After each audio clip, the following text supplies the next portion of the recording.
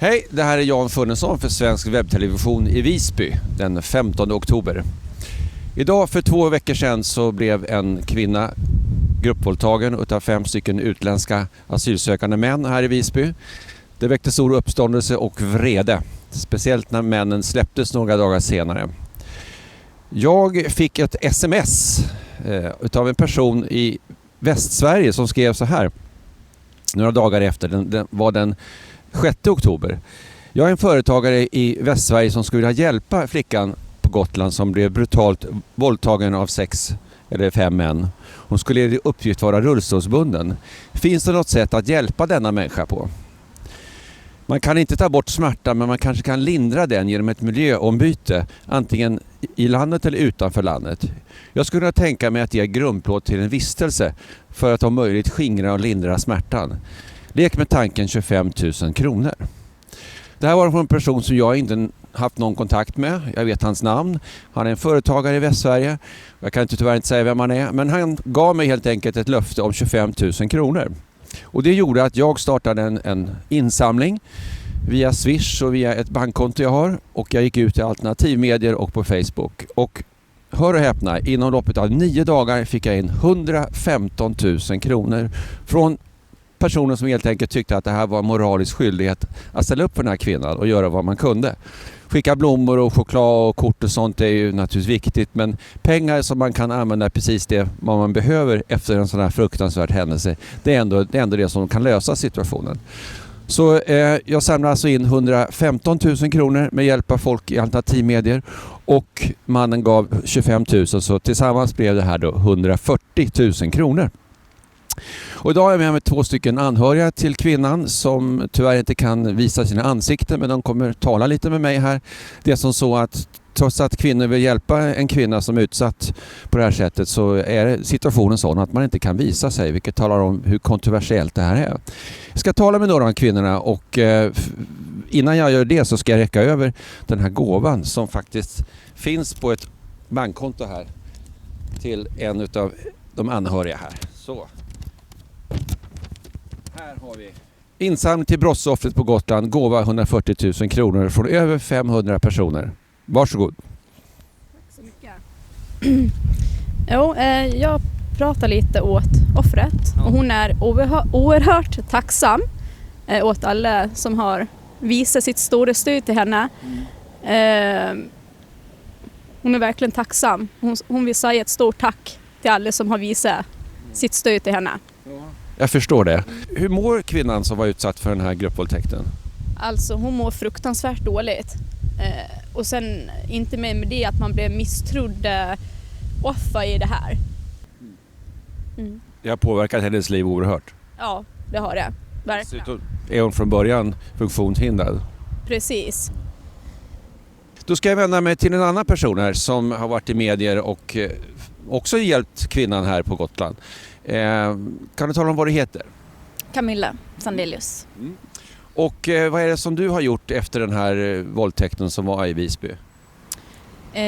Ja, egentligen inte så mycket, utan jag har väl snarare blivit en frontfigur eftersom jag har startat upp ett medborgargarde på ön. Vi har ju även demonstrerat, men jag var inte initiativtagaren till det. Utan det gick bara runt någonting på Facebook att vi skulle samlas den här kvällen för att stötta offret då, som har varit utsatt för det här och visa vårt stöd. Så det var det vi gjorde allihopa tillsammans. Var det personer du kände som var med i den här gruppen? Nej, utan det var massor med människor som jag aldrig har träffat förut och så vidare. De ville visa sin solidaritet och sympati för kvinnan. Jo, precis. Det var många som var upprörda och ledsna över det här. Så. Hur har det gått med protesterna sedan dess, den här första gången? Fortsätter ni med protester? Vi har tänkt att ha en större demonstration mot kvinnovåldet och mot det ökade våldet på Gotland. Men vi har ju fått mycket kritik av så kallade gammalmedia om att vi skulle vara rasister och fascister och så vidare. Vilket inte alls stämmer överens med verkligheten, och de har ju inget belägg för det heller. Så att det är många oskyldiga människor som har hängts ut, cirka 800 personer. Oj. Ja. Är det något mer du vill säga nu när du har möjlighet att prata i din egen sak? För du har blivit tolkad på ett annat sätt i pressen, har jag förstått. Jo, precis. Det här med att jag skulle stötta några slags nazistiska organisationer eller rasistiska stämmer ju inte överens med mig och mina åsikter. De här journalisterna som har hängt ut mig på det sättet har ju, det enda belägget de har är att nazistiska organisationer har delat artiklar där jag medverkar i och så vidare. Ja, vi får hoppas att det lugnar sig kring den här händelsen och att många kvinnor här på Gotland kan känna sig tryggare. Jo, precis. Det är det enda gardet står för. Det är trygghet för våra kvinnor. Tack så mycket, Camilla. Tack så mycket. Nu får vi alltså invänta då eventuellt åtal och rättegång och dom i den här fruktansvärda händelsen som hände för 2 veckor sedan här i Visby nattetid. Och med det så ska jag gå vidare till en person som har kommenterat den här händelsen väldigt utförligt och i mitt tycke väldigt korrekt, nämligen pseudonymen Julia Caesar. Nu sitter jag här med Julia Caesar som är pseudonym för en kvinna som har skrivit mycket om de här ämnena, debattklimatet i Sverige, den politiska korrektheten och också om just den här specifika händelsen med den gruppvåldtagna kvinnan här i Visby för 2 veckor sedan. Julia Caesar skrev en väldigt bra krönika, tycker jag och många andra, på den danssvenska bloggen snapphanen.dk. Namnet på krönikan var På bristningsgränsen, för Julia Caesar såg framför sig att den här händelsen skulle kunna göra att folk hade helt enkelt fått nog. Både av händelsen i sig och reaktionen på händelsen. Så att nu ställer jag en fråga till Julia här. Välkommen att du sitter här med mig. Tack. Du vill inte framträda med ditt ansikte och ditt riktiga namn. Så det är första gången du faktiskt är med i ett sammanhang så här med din egen röst. Ja. Tycker jag är väldigt starkt gjort. Och den här idén på bristningsgränsen, tror du att den här händelsen här i Visby för 2 veckor sedan och debatten efteråt och reaktionerna på debatten kommer göra att det här blir en öppning till ett mer tolerant och öppet medieklimat och åsiktsklimat? För gotlänningarna så tror jag definitivt att den här händelsen med den misstänkta gruppvåldtäkten tangerar bristningsgränsen för vad de klarar av och tolererar. När det gäller debattklimatet så pendlar det ju fram och tillbaka. Det blir bakslag och så kommer det en ny öppning och så går det framåt igen. Just nu upplever vi ett enormt bakslag för yttrandefrihet och tolerans kring just den här händelsen. Gårdagens lokaltidningar här på Gotland är ju en ren maktmanifestation från media och hela maktetablissemanget mot brottsoffret och mot de gotlänningar som tycker att nu är måttet rågat. Det är så uppenbart att media ställer sig på maktens sida mot den vanliga allmänheten. Vi kan visa här, det är Gotlands tidningar från igår. Den har 9 sidor om den här händelsen där inte någon från de som känner brottsoffret eller har organiserat protesterna får komma till tals, utan det är helt enkelt, som Julia Caesar säger här, en 9-sidig ensidig rapportering även på ledarplats. Den här händelsen i sig, kan du säga någonting om den och diskussionerna kring den? Frisläppandet och det som hände. Alltså det är bara de närmast berörda som exakt säkert vet vad som har hänt. Gärningsmännen är ju misstänkta men frisläppta i brist på bevis.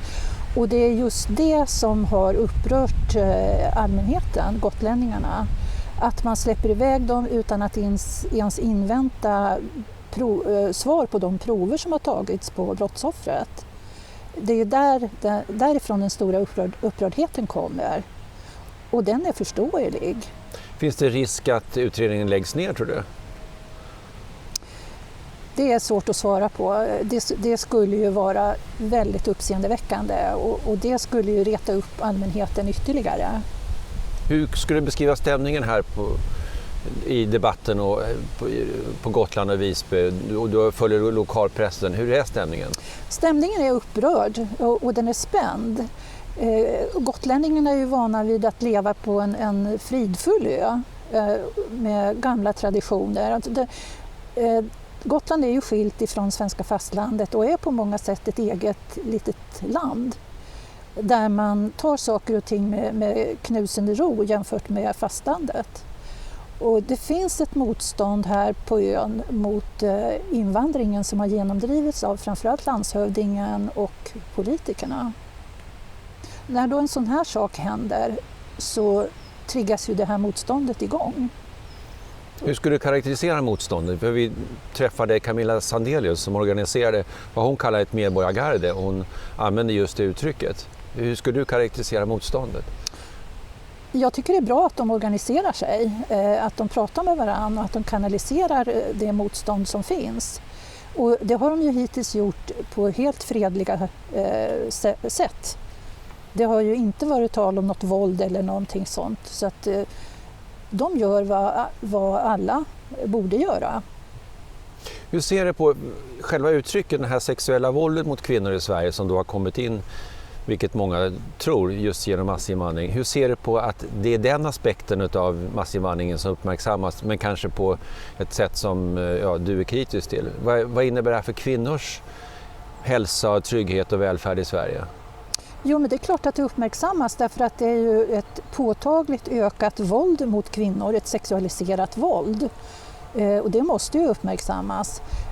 Vad allmänheten inte är medveten om, det är ju att när invandrare från muslimska länder och kulturer begår sexuellt våld mot kvinnor så är det för deras del inget brott. Det är helt okej enligt Koranen. De ser ju oss icke-muslimer som otrogna. De kallar oss för otrogna och det är helt okej enligt Koranen att våldta de otrognas kvinnor och även att hålla dem som sexslavar. Så att på något sätt så utgår ju svenskar ifrån att invandrare i allmänhet och även muslimer då har samma normsystem som vi har. Och det har de inte. Och det är en väldigt tröskel för svenska folket att komma över. Att försöka inse de här skillnaderna som är kulturellt och religiöst betingade.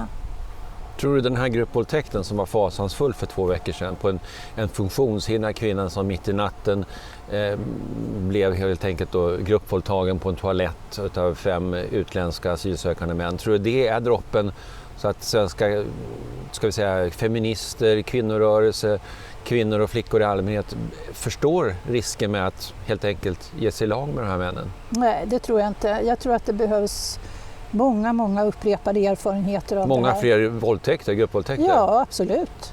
Du tror vi kommer att se fler? Därför att svenska kvinnor och flickor i allmänhet är ju desinformerade av svenska media. De har ju inte fått veta hur farligt det är att följa med en okänd invandrad man och som den här kvinnan då ber att få låna toaletten i hans bostad. Det har man möjligen kunnat göra tidigare, men det går inte att göra längre. Då löper man ju risk att bli utsatt för våldtäkt. Mm. Men nu skuldbelägger offret, hör jag på att säga. Nej, det gör jag inte. Men jag menar att svenska flickor och kvinnor måste vara mer varsamma med vilka omgivningar de beger sig in i, vilka män de slår sig i lag med, överhuvudtaget vad de utsätter sig för risker. Det här med att cykla omkring på sommaren, 10-12-åriga flickor som har kjol, bara armar, gå på badstranden, kanske inte ha bikiniöverdel när man är 5-6 år. Är det någonting vi kan tänka att det kommer försvinna?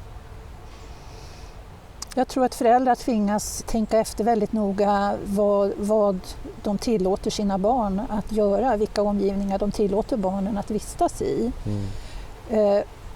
Och det beror ju på, dels så beror det då på den kvinnosyn som många invandrare, inte alla, men många har med sig, framförallt från muslimska länder. Men det beror ju också på att svenska myndigheter, den svenska staten, gör ju ingenting för att upplysa invandrarna om att nu är ni i Sverige, här har vi de här och de här lagarna, här har vi de här och de här reglerna och de ska ni följa, annars så är det adjö, då kan ni flytta till ett annat land. Vad vill du säga till svenska kvinnorörelsen? Och vi har till och med en feministisk regering här i Sverige just nu. Vad vill du säga till dem? Jag tycker de ska skämmas, jag tycker de ska veta hut, därför att de sviker svenska flickor och svenska kvinnor. De ställer sig på förövarnas sida, de ställer sig på invandrarnas sida, de ställer sig på maktens sida. Och de som blir lidande av det är ju vanliga svenska kvinnor och flickor. Jag tycker de skulle skämmas och kalla sig feminister. De företräder inte några kvinnliga intressen. Tvärtom. Imorgon här i Visby så är det en demonstration av Feministiskt initiativ och Vänsterpartiet mot rasism. Har du någon kommentar kring den demonstrationen? Ja, jag tycker det är osmakligt. Jag tycker det är obscent. Att demonstrera mot rasism och sexism nu efter en sån här händelse som gruppvåldtäkten, det är ju att ställa sig på förövarnas sida. Och hur kan man försvara det? Jag förstår inte. Mm. Jag träffade tidigare idag anhöriga till kvinnan som blev gruppvåldtagen och överlämnade en gåva på 140 000 kronor som jag och andra, framförallt inom alternativmedier, har samlat in. Kommer vi få se flera sådana här viljeyttringar som kanske kan ta sig uttryck i gåvor av pengar eller annat, som när man helt enkelt vill kanske inte vara del i en medborgargarde, alla kan ju inte vara det, men man kanske kan skänka pengar. Tror du att vi kommer få se mer av sådana frivilliga bidrag, frivilliga insatser? Ja, det tror jag. Och det är ju också nästan det enda sätt som återstår för allmänheten att visa sitt stöd och sin solidaritet med en kvinna som har råkat ut för någonting sånt här. Jag tycker det är ett fantastiskt initiativ.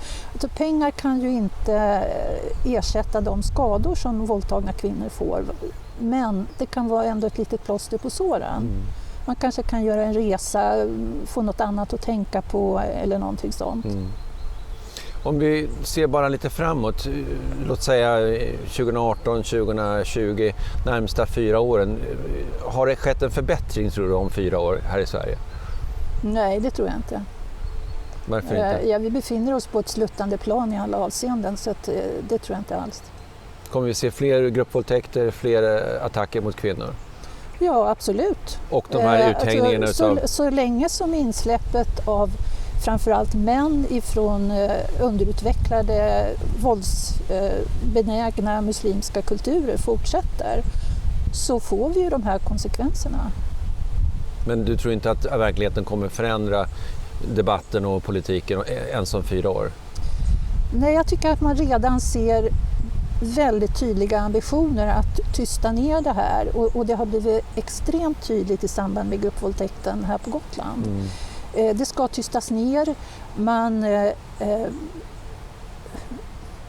man förklarar kvinnans lidande som det är någonting som ska skyfflas undan, det existerar inte, man förminskar det, man reducerar det till ingenting. Det väsentliga blir de stackars misstänkta förövarna, det är dem det är synd om. Det här liknar ju en tradition som var kanske fram till 70-talet, att våldtagna kvinnor fick skylla sig själva och man såg ner på dem ibland för att de har blivit våldtagna. Så att det kommer återgå till någonting vi hade kommit ifrån för 40 år sedan. Hur det är bland vanliga människor, det vågar jag inte säga, men vi ser ju väldigt tydligt i det som händer på Gotland att makten ställer sig på förövarnas sida mot brottsoffret, och det tror jag vi kommer att få se ännu tydligare. Vi såg det också den 10 augusti förra året i samband med dubbelmordet på IKEA i Västerås, som det var en eritrean som hade fått ett avvisningsbeslut. Han hade redan asyl i Italien, som beslöt sig för att hämnas på att han skulle utvisas och mördade en mor och hennes son på IKEA. Då var media väldigt snabba med att trolla bort hans identitet och hans skuld. Och brottsoffren försvann fullständigt. Ja, det var lite dystert här från Julia Caesar, pseudonym ska jag säga. Är det något mer du vill tillägga nu när du träder fram för första gången på det här sättet? Nej. Du har många beundrare, många läsare som... Nej, men du får lägga av. Ja, jag är väldigt glad för det, att du är här. Tack. Tack så mycket, tack. Ja. Ja, det är dags att avsluta besöket här i Visby.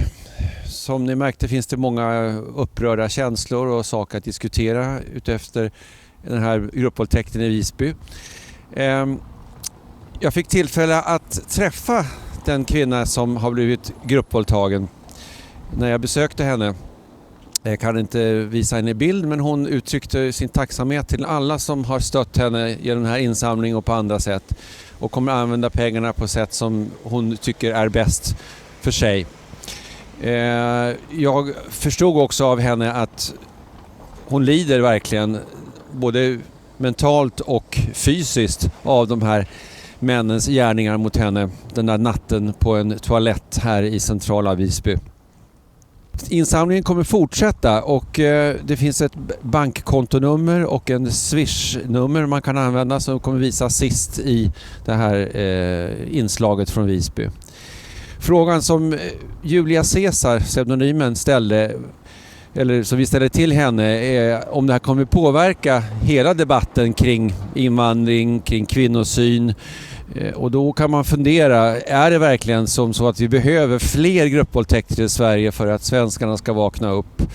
Och det som Camilla Sandelius gör och många med henne patrullerar gator här i Visby på nätterna, är det någonting som man kan tänka sig ska fortsätta, eller kommer polisen kunna återupprätta lag och ordning? Ska det behöva att frivilliga ger sig ut på nätterna för att skydda kvinnor mot våld från män som har kommit in i det här landet och inte respekterar de kvinnor som redan finns här? Det är frågor vi ställer oss efter det här besöket i Visby. Tack för att ni har tittat. Tack.